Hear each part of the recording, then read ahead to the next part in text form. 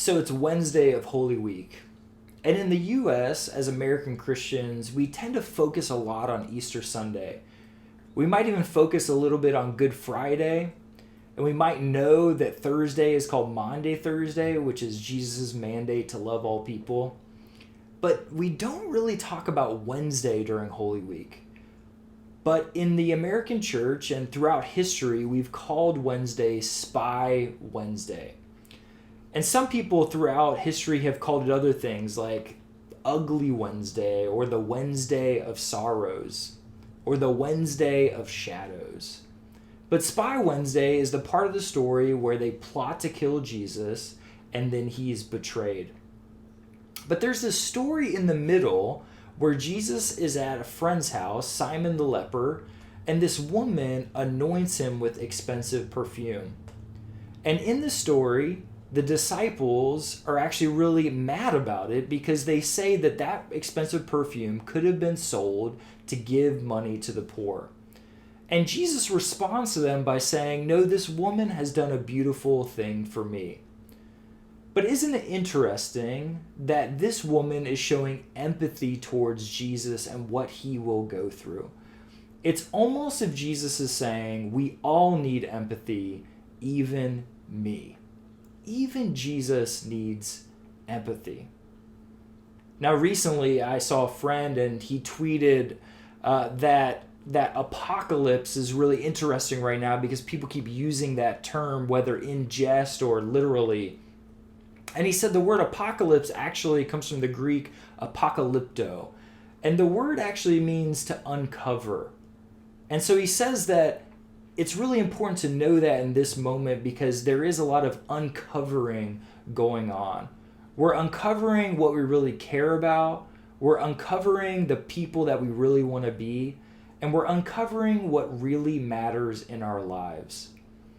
And we're also uncovering what it means to care for one another. I've heard a lot of people talk recently that they feel like they can't be sad or they can't experience certain sadness in their life because there's other people who are worse off than them. And I wonder if empathy and love can't be rationed in that way. And I heard this quote from Brene Brown, who she's a licensed mental health counselor and researcher, and she said this about that subject. She said, "Love is the one thing we can't ration right now. Comparative suffering is dangerous.